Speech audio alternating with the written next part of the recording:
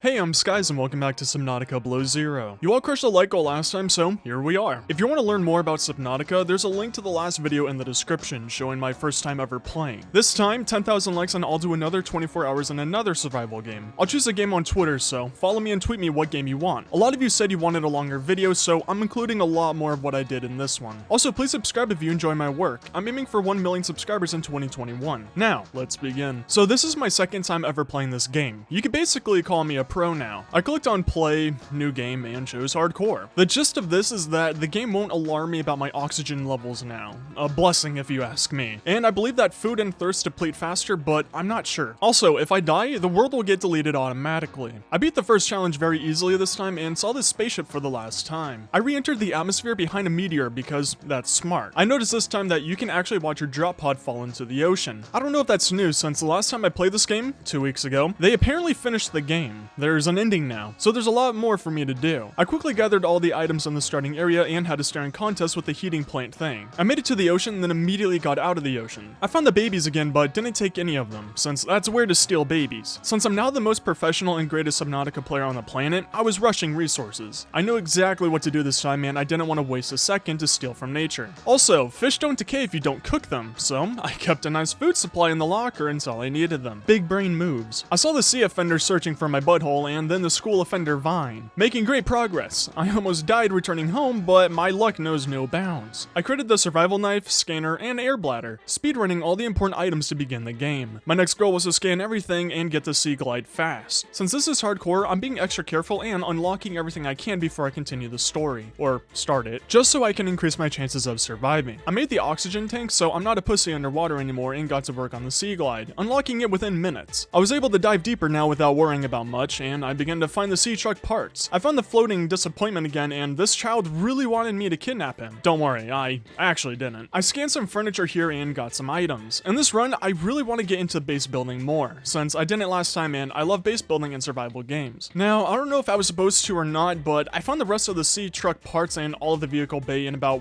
1 or 2 minutes. They were all next to each other and I've only been playing for about 25 minutes so far. I made the vehicle bay and got it all set up, and the sea truck and was searching for items for it, until I almost died, didn't think I'd make it, then surprised myself. My luck is just unfair. After that, I made the sea truck and, like last time, amazing show watching it. I don't know why I always build it during the worst visible times. With the sea truck made though, I can now go to just about anywhere I want. So I went to the safest place and hung out with the red lizard thing. Cheeky booger almost got me. So cute. I spent a good while getting new tools and gathering resources. Very soon, I want to begin building my base. I remember getting the window was annoying and tedious last time, so I had this location on lockdown. I got the important window unlocked and was ready to build my base, until I found out that I don't have the multi-purpose room. Yay. I was pouty the whole way to the giant tower island, and this time, so I don't get lost, I left a beacon here and renamed it. The old wrinkly lady once again told me to leave and I ignored her like my responsibilities. I made it to her and she kept on trying to kiss me. I kept swerving her like a pro and she got all ingy-wingy and left. After that, I made it to the dead scientist's base and researched everything in there and stole all of their items, since you know, they wouldn't need them anymore. Not like they'll come back and yell at me for robbing them. After stealing everything, I returned back to the starting area and found the same exact spot that I built at last time and got to work. This time though, I want to switch things up. Try out new things in the game that I didn't last time. I made a dedicated room for a bioreactor, which would be incredibly easy to fuel since there's a kelp farm right next to my base. And I think I had to refill it about 5 times for this entire 24-hour playthrough. And it's way less ugly and better than solar panels to me. For the next 2 hours, my entire focus was on the base. I wanted to explore this part of the game a lot more. I got very organized in the first multi-purpose room and explored the caverns below. I still think this is the best area to build a base because you almost have all of the ores that you need to build a base right here. I had to use a lot of tubing because these annoying corals were blocking my buildings. Hopefully a corporation comes by soon to get rid of them.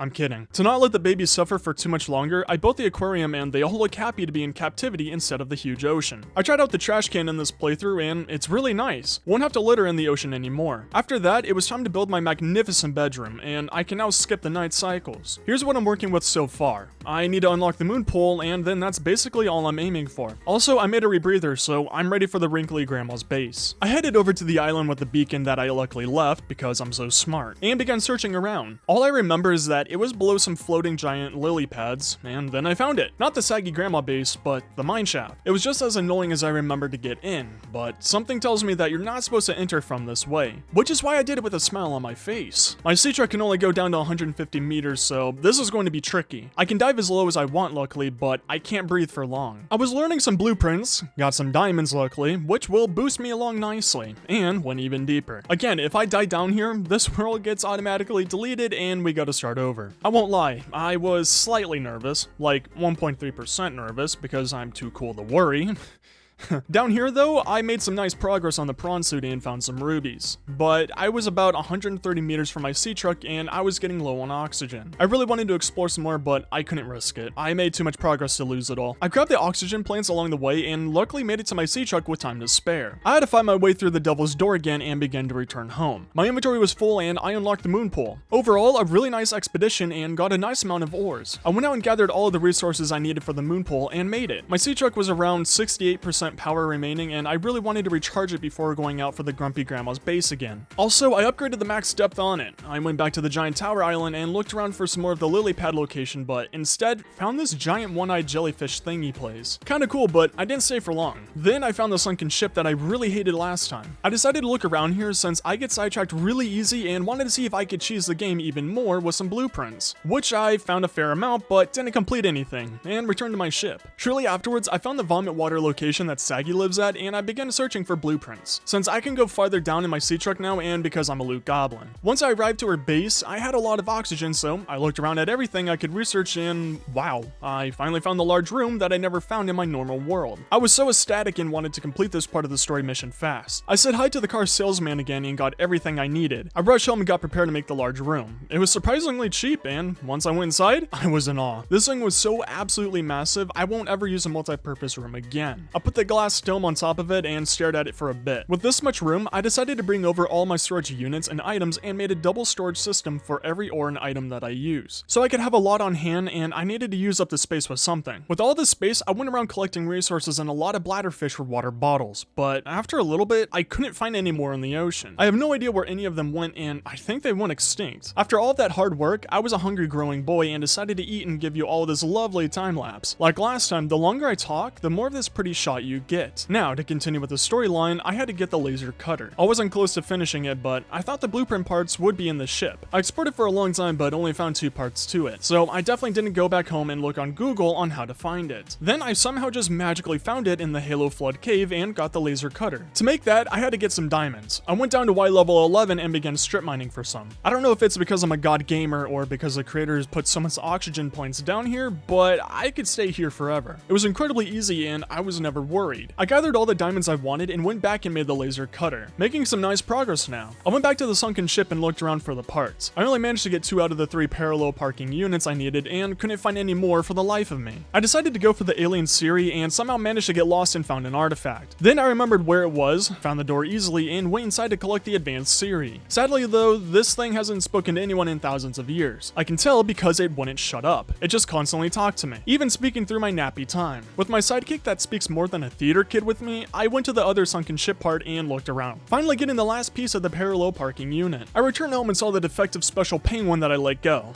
Yep, he's working like normal. Afterwards, I made the unit and the Nintendo Switch, plugged it into the tower, and then Saggy Mommy Milkers called me, telling me that she's proud of me and wants to play Mario Kart 8 Deluxe with me, the worst Mario Kart, and I said no. I was trying to return to my sea truck when I found this cave with a lot of gold. I kept collecting it, then found this weird spot that I figured only the penguin bot could go in. So I made the creepy robot and returned to the cave. The little adorable robot looked very normal in my hands and I went in, only getting 5 diamonds out of it. Honestly, not worth it at all. To make up for making this robot, I went and bugged the locals, grabbing some cheeks while there. Upon returning home, I kinda maybe sort of allegedly fell asleep for maybe kinda sort of 4 hours. I recorded this right after recording the 900 Days in Hardcore Minecraft video because I saw how many of you wanted this and wanted to release this video ASAP. So kinda fell asleep here, but I luckily paused the game or or else I would have died from hunger and thirst. After waking up and being in a daze, it was time to head off to the grandma in the faraway lands on the icebergs. This time, it took me like 10 minutes instead of 2 hours, so technically speaking here, I didn't really lose any time on making progress. After I scanned the satellite and made the world's greatest swan dive, I found her greenhouse. I zoned out while she talked and got to work on scanning everything in here. Also got all the plants that I wanted to make farms with and returned home. Luckily, with how absolutely massive this room is, I was able to fit all the farms I needed, with a lot of room to spare. I was liking how the room looked with some green and foliage, so I went around and added some hanging foliage and some pots to the front door. Also a wall of leaves. Really liking the decoration so far. Since I need to wait for the farm to grow so I can make the best food, I decided to hunt down more artifacts. Sadly for the sea truck, he never did the pacer test. The thing was too voluptuous to get into this tight caverns that I needed to explore. I'd have to make the prawn suit now, since its hips don't lie and it's tinier. With my huge storage of items, this thing was a piece of cake to make, and since I'm so unbelievably rich. I made a second moon pole so both my ships can recharge and because I want to. Once I was all done, I got into the prawn suit and went to the caverns, easily sliding into place and immediately began looting, since I did use a good amount of resources on everything. Then I realized that I was entering the mineshaft again. Kinda awkward. I got to the artifact and scanned it. Since I've been in here before, I went through this place thoroughly and got everything I could, slowly making my way through and then easily making it through the double doors. It's almost like this place was made for the prawn suit and not the sea truck. My plants were all grown up and it's time to send them to college. With a tear in my eye, I sliced them up and made a lot of the best food item, almost filling up a storage unit with them.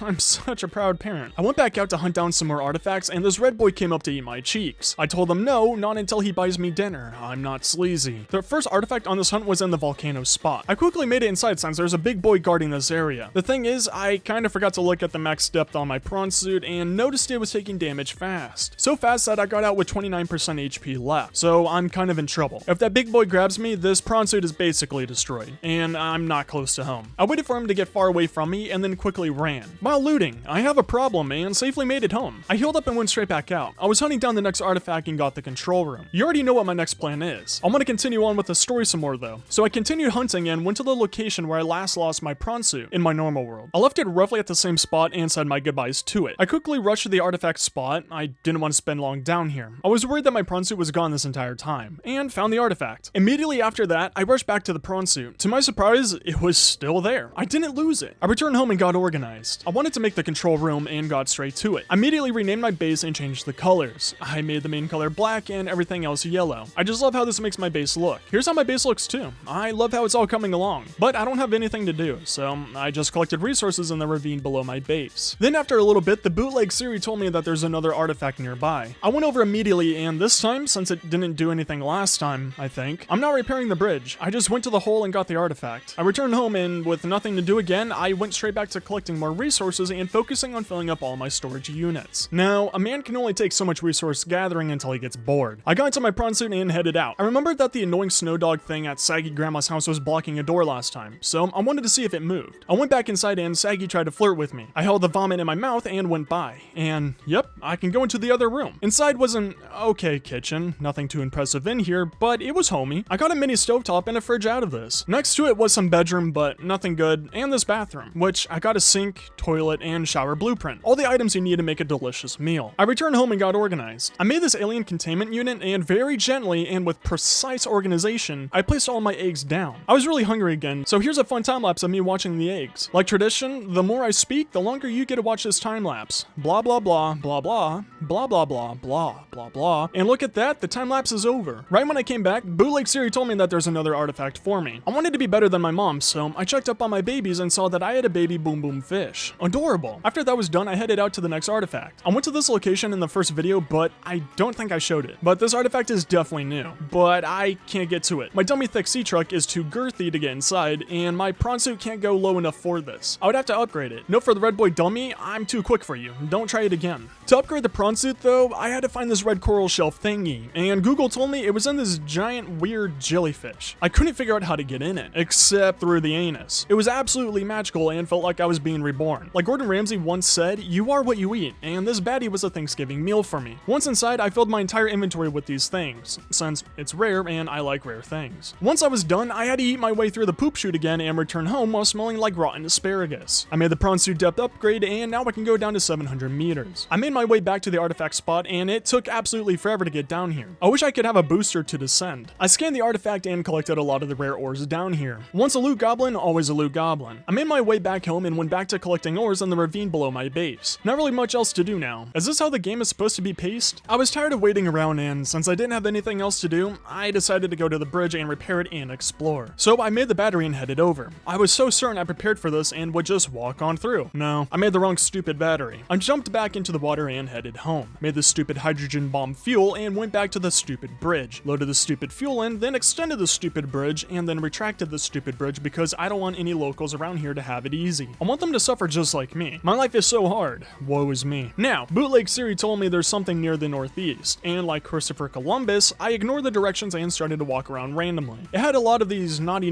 looking slits with treasures that all men want in them. I kept collecting everything and then eventually made my way into this massive open area. I was immediately greeted with a triple X scene and my throat hurt badly after the encounter. So this wasn't expected at all, and the hot dog monster deals 25 damage to me. Of course though, I didn't bring the repair tool with me because I'm smart and wanted to play dangerously. But I did manage to somehow randomly find the base that Bootleg Siri wanted me to and looked around. A Minecraft villager would have gone insane in here. So many emeralds. I scanned a crushed alien and really wanted to get out of here, but it was so dark that I couldn't even see my future. I waited until daytime and ran as fast as my mech would go. I didn't want to get caught again. I found a spot with some blueprints and made it back to the shore, having the sickest swan dive ever and crushing a jellyfish on re-entry. I got to 50 HP and 19 energy remaining to make it back home. Wasn't even close. I made it back with so much to spare. Could have easily taken on a big red boy. Another artifact finally popped up and I went straight for it. I was heading over and the big red boy heard my trash talking, but didn't like my fist going into its mouth. I got the artifact and then found this huge deep cave. It took what felt like 24 hours to reach the bottom and then found Superman's blue kryptonite. Not sure if this was in the game before, but this is the item for making my vehicles go deeper. Nice! While searching around, this stupid gremlin dirtbag scumlord came out of nowhere and I couldn't juke it fast enough because it sucks and I hate you. It showed me where babies come from and ran away because I told it my past records and how I just can't die. With my prawn suit almost destroyed, I decided to leave and make the dangerous track home. At the surface, I saw the big red boy make out with its girlfriend and didn't want to make it weird. I quickly dashed out and big red girl tried to make out with me, but I'm not a simp. I made it home and got to repairing it. If you think I've learned my lesson and I'll carry a repair tool with me at all times, you're dumb. Now if only I could find Nickelback, but I don't think it exists anymore. I knew there had to be more to that cave. No way it was that tiny. Plus, I hate that monster and want to hit it. I got back to exploring and yeah, this cave is huge. I was constantly on the lookout for the monster and didn't want to get hit at all. I found the magnetite ore down here, so I'm happy I came back. Long John Silver's over here came back, but I figured I was safe since,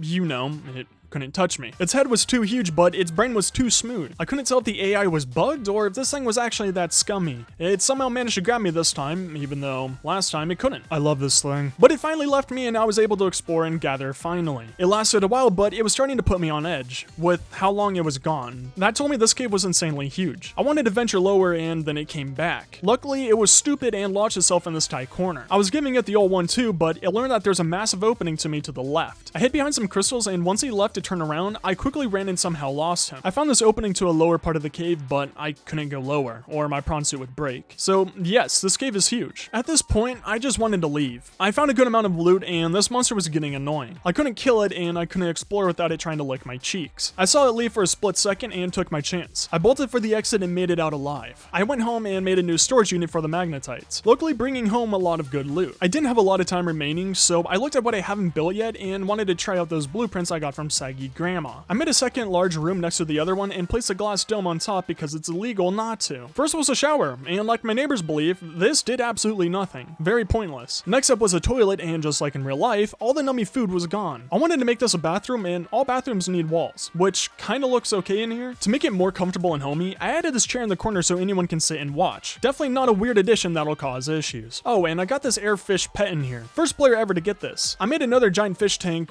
but was surprised because I didn't know they can get this massive. Absolute unit. All that was left for the blueprints was the kitchen stuff. I made this cute little stovetop that sadly doesn't do anything, and then made a fridge. I was curious if it actually worked, so I put some cooked fish in here to see if it ever decayed, and it didn't. The fridge keeps it good forever, I think. With the giant fish tank made, I decided to move all my pets to this one, since it's too cramped in the little one, and they look better in here. With the remaining time, I just collected ores since I didn't have anything else to do. And while walking through my base, I wanted to move my penguins to the other tank that my fish used to live in. I'm not sure if they were mentally rebooting or something, but they weren't exactly normal. But they have a bigger tank now, and to end it all off, I went to bed, awaiting for my next 24-hour challenge. And that's everything I did in 24 hours on Hardcore Subnautica Below Zero. I know there's more to the game, so if you'd like to see me play this for 48 hours, just another 24-hour video, but I'll call it 48 hours for the series total, leave a like on the video. 20,000 likes and I'll do it. If you want to see me play another survival game for 24 hours, 10,000 likes and I'll do it. Make sure to follow my Twitter. I'll be choosing from your tweets on what to play next. I hope you all enjoyed the video. If you did, it would mean a lot to me if you subscribe, and I'll see you all next time.